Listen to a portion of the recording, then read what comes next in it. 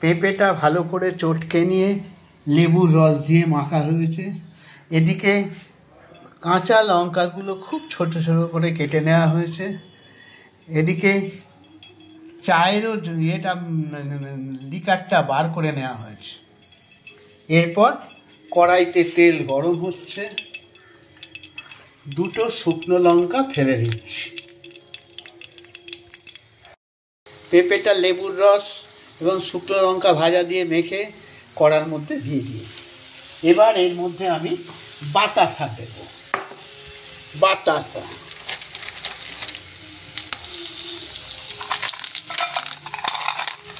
বাতাসা দিলাম মিষ্টি অনুযায়ী, যার যেমন পছন্দ সেই মতো মিষ্টি অনুযায়ী দেবেন আপনারা।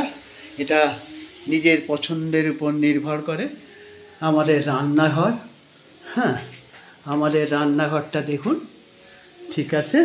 হ্যাঁ, এইখানে বেসিন, এটা হচ্ছে ফিল্টার, এটা হচ্ছে গরম জলের মেশিন, হ্যাঁ, গিজার। এরপরে এটা কুমকুমের স্পেশাল চাক, সঙ্গে আবার ঘিও রেখেছে।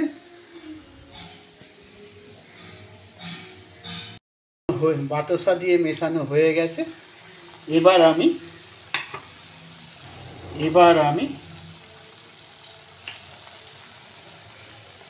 চায়ের লিকারটা দিচ্ছি। কি সুন্দর কালার হয়ে গেল দেখলেন আপনারা। চায়ের লিকারটা দিচ্ছি। এরপর সামান্য মশলা দিচ্ছি, হ্যাঁ, সামান্য মশলা দিলাম, হ্যাঁ, আর দেখেছেন কি সুন্দর কালার হয়ে গেল।